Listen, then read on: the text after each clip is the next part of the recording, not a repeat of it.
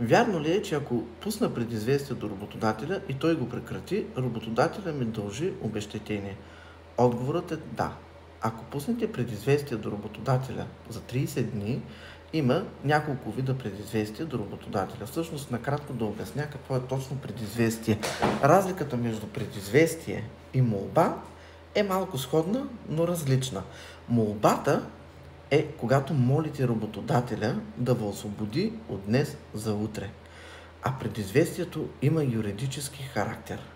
Предизвестието е това, че предизвестявате работодателя за настъпване на събитие. Събитие, което работодателя е длъжен да спази както работодателя, така и служителя. Предизвестието биват няколко варианта.